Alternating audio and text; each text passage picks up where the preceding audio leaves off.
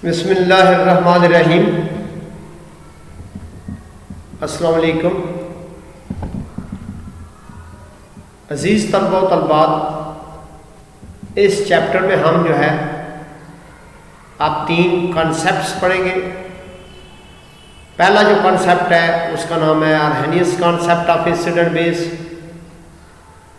Arrhenius concept of acids and basis में ये definition है, एसिड क्या होता है और बेस क्या होता है। Acid is a substance which dissociate in aqua solution. Acid एक ऐसा सब्सटेंस है, सब्सटेंस हम खास चीज़ को कहते हैं, एलिमेंट हो सकता है, कंपाउंड हो सकता है। जब एसिड को पानी में डिजॉल्व किया जाता है तो ये हाइड्रोजन आयन देता है। ये किसने कहा था? आर्हेनियस साइंसदान ने कहा था कि जब एक एसिड को वाटर में डिजॉल्व करते हैं तो हाइड्रोजन आयन पैदा करता है। ये हाइड्रोजन आयन पैदा हो गए और ये एसिड है। इनको जब पानी में डिजॉल्व किया, ये वाटर है, तो ये इन्होंने क्या पैदा कर दिया? इन्होंने हाइड्रोजन आयन पैदा कर दिया। एसिड एक्वा सॉल्यूशन है, वाटर है, हाइड्रोजन आयन है। For example substances such as, ये कुछ तेजाबों के नाम है। इनके नीचे ये रिएक्शन है, हाइड्रोक्लोरिक एसिड है, नाइट्रिक एसिड है, एसिटिक एसिड है। ये एसिड इसलिए है कि ये आयनाइज हो जाते हैं। जब इन्हें एक्वा सॉल्यूशन में जो है वो डिजॉल्व किया जाता है तो ये हाइड्रोजन आयन देते हैं। हाइड्रोक्लोरिक एसिड, मैंने इससे पहले चैप्टर में आपको जो है वो वैलेंसी पढ़ाई थी। वैलेंसी के बगैर ये फार्मूले याद करने और लिखना, it is too much difficult for you. Hydrogen की वैलेंसी भाई कितनी है? +1 है और क्लोराइड की वैलेंसी -1 है। +1 और -1 आपस में कैंसिल हो गए हैं, इसलिए HCl लिख दिया। ये रिवर्सिबल रिएक्शन है। ये हाइड्रोजन आयन देखे, इसके ऊपर प्लस है, इसके ऊपर माइनस है। दोनों को जब इकट्ठा लिखा है तो इनकी वैलेंसी खत्म हो गई है। फार्मूले लिखने, इक्वेशन को बैलेंस करना, ये अगर आपको वैलेंसी का टेबल याद हो जाता है तो ये दोनों काम आपके लिए आसान हो जाते हैं। वैसे इनको अंधा रट्टा लगाने से ये याद नहीं हो सकते। जब तक आप इनके एलिमेंट के सिंबल और इनकी वैलेंसी आपको ना याद हो। तो ये पानी में डिसएसोसिएट हो गया, हाइड्रोजन आयन दे दिया और क्लोराइड आयन दे दिया। इसी तरह ये नाइट्रिक एसिड है, देखिए हाइड्रोजन की वैलेंसी जो है +1 है, नाइट्रेट की वैलेंसी जो है वो -1 है। दोनों की वैलेंसी कैंसिल होने से ये नाइट्रिक एसिड बना हुआ है। फार्मूलेस को देख के भी आपको पता चल जाता है इनकी वैलेंसी क्या है, लेकिन पहले जब तक जुबानी याद नहीं आपको, उस वक्त तक आपको पता नहीं चल सकेगा। नाइट्रिक एसिड को पानी में डिजॉल्व किया तो H आयन पैदा हुआ है और नाइट्राइड आयन पैदा हुआ है। नाइट्रेट आयन पैदा हुआ है, NO3- आयन पैदा हुआ है। और ये एसिटिक एसिड है, CH3COOH है। इसको जब वाटर में डिजॉल्व किया है तो ये एसीटेट आयन है। ये आयन का नाम क्या है? एसीटेट आयन है और हाइड्रोजन आयन पैदा हुआ। तो आर्हेनियस ने कहा था, आर्हेनियस के मुताबिक जितने भी एसिड हैं जब इनको वाटर में डिजॉल्व किया जाए तो ये हाइड्रोजन आयन देते हैं। ये हाइड्रोजन आयन इन्होंने पैदा किया। ये इसके समझने के लिए एसिड को पानी में डिजॉल्व करें तो हाइड्रोजन आयन पैदा होता है। बेस को पानी में हल करें तो क्या करता है? हाइड्रोक्सिल आयन पैदा करता है, हाइड्रोक्साइड आयन पैदा करता है। ये एक एसिड है HCl, इसे पानी में डाला है तो ये पानी में डिसएसोसिएट हो गया है, हाइड्रोजन आयन लैदा हो गया है, क्लोराइड आयन जो है वो लैदा हो गया। ये आयनाइजेशन दिखाई गई है कि ये एसिड जो है वो डिसएसोसिएट हो जाता है इसके अंदर, वाटर के अंदर। हाइड्रोजन और क्लोराइड आयन जो है वो लैदा हो जाता है। एसिड को पानी में डालें तो क्या बनता है? हाइड्रोजन आयन बनता है। बेस को पानी में डाल लें तो क्या बनता है? हाइड्रोक्साइड आयन जो है वो बनता है। इस डायग्राम से भी इस कंसेप्ट को क्लियर करने में काफी हेल्प मिल सकती है। अब पहले तो हमने एसिड की डेफिनेशन की और उसकी इक्वेशन लिखी है। Similarly we will define now the what is base? On the other hand उसके बरअक्स base is a substance, base वो सब्सटेंस है which dissociate in the aqueous solution, जो कि पानी में टूट जाता है। क्या देने के लिए? To give hydroxide ion. ये हाइड्रोक्साइड आयन है, ये बेस है।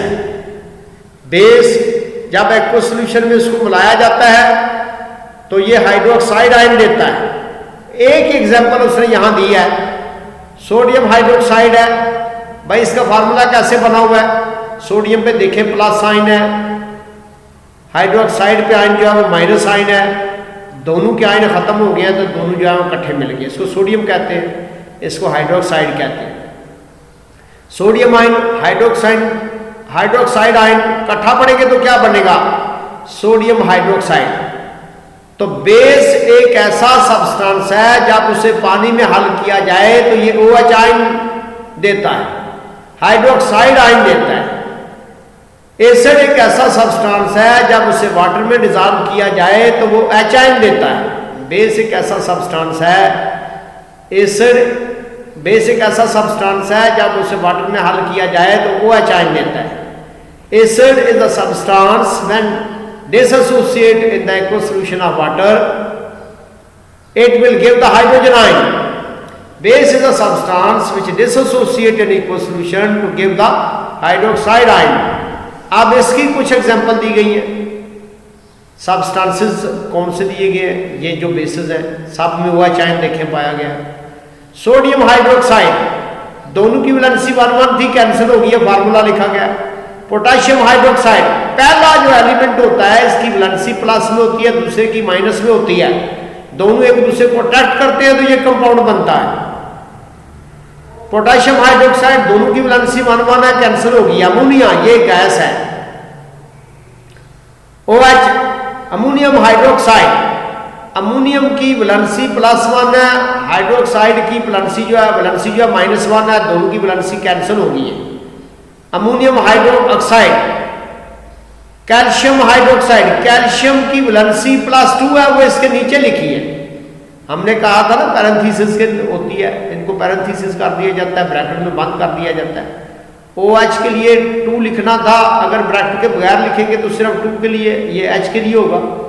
कैल्शियम की वैलेंसी 2 थी, बेस ये बंद किया है, नेगेटिव रेडिकल को 2 लिख दिया है।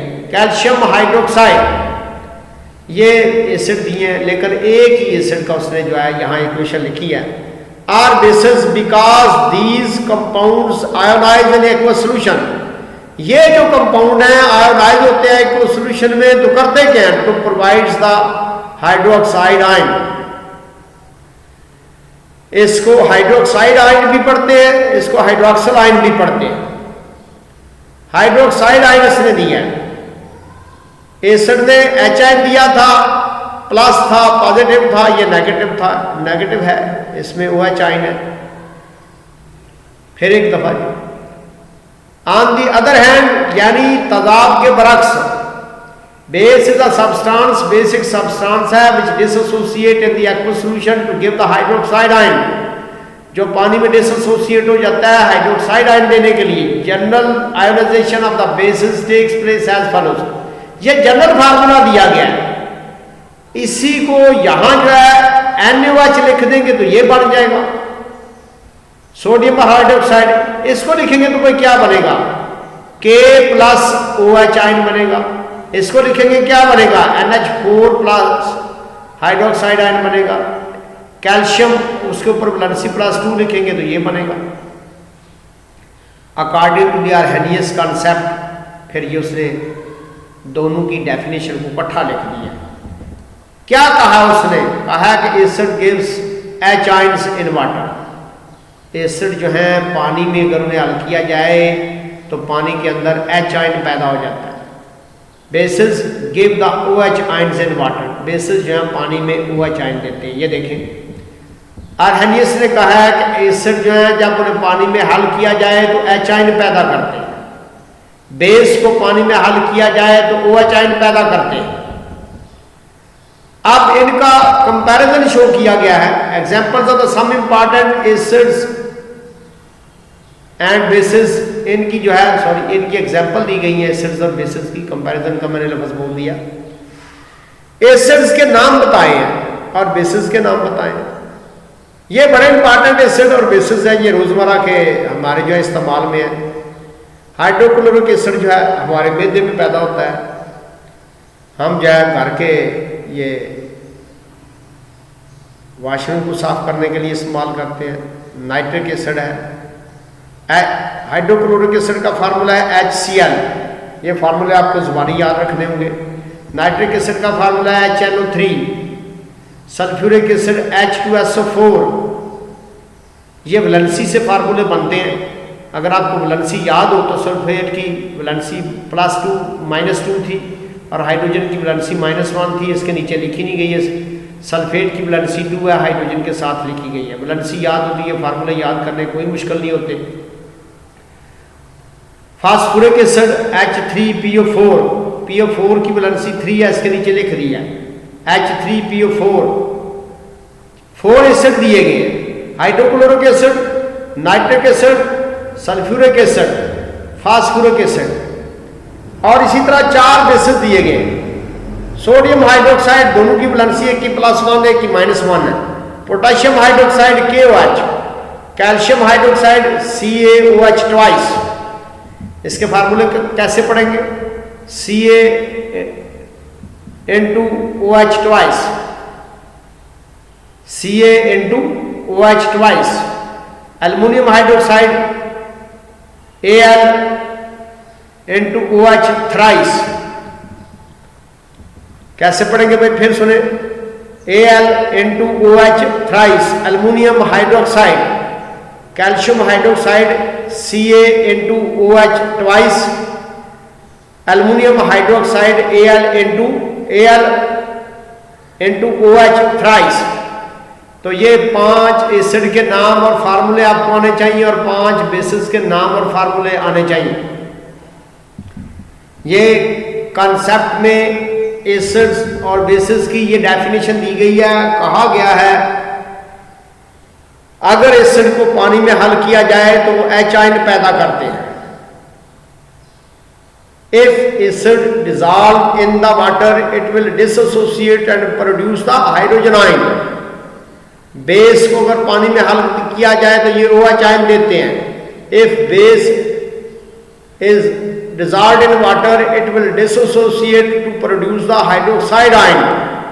तो ये पानी में हल होके हाइड्रोक्साइड आयन जो है वो देते हैं। आज हमने कंसेप्ट जो पढ़ा है उसको Arrhenius concept of acids and basis कहते हैं। अब इनकी लिमिटेशंस, इनमें नुकाइस क्या है? Limitations of the Arrhenius concept, इनमें नुकाइस क्या पाए जाते हैं? This concept is applicable only in the aqueous medium and does not explain the nature of acids and basis in the non aqueous solution. पहला इसमें डिफेक्ट जो है वो ये है, आर्हेनियस ने कहा था कि वो एक्वस मीडियम हो तो तब वो H आयन देते हैं। अगर भाई हम पानी में इनको हल ना करें तो फिर तो हमें पता नहीं चलेगा ये एसिड है कि बेस है। This concept is applicable only in the aqueous solution. ये जो कंसेप्ट है एप्लीकेबल है एक्वस सॉल्यूशन में, does not explain the nature of the acids and base in the non aqueous solution.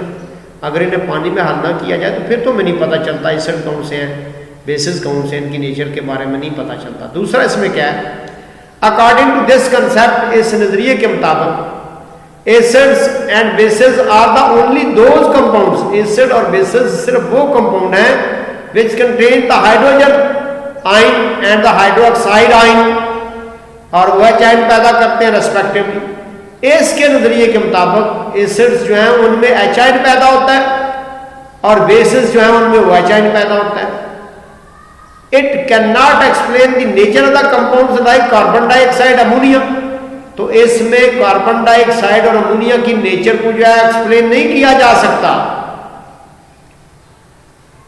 वगैरह। Which are acids and base respectively. ये acid है और ये बेस है।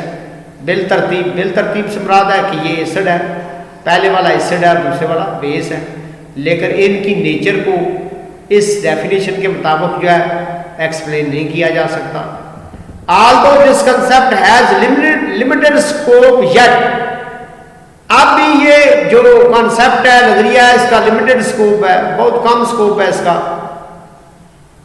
It led to the development of the more general theories of the acid base behaviour, तो इससे रास्ता खुलता है कि और बहुत से जो जनरल थ्योरीज है एसिड बेस की, उनको पेश करने के लिए जो है इससे कंसेप्ट जो है आगे चलता है। लिमिटेशन में ड्रॉबैक्स दिए गए होते हैं, नकाइस दिए हुए होते हैं। इसमें दो नकाइस बयान किए गए हैं। एसिड और बेस जो है इसको एक्सप्लेन तो किया जा सकता था एक्वस सोल्यूशन में, तो नॉन एक्वस में नहीं भी एक्सप्लेन किया जा सकता। तो उसने कहा था एचाइन और ओएचाइन देते हैं, तो ये भी एसिड और बेस है, इनमें एचाइन और ओएचाइन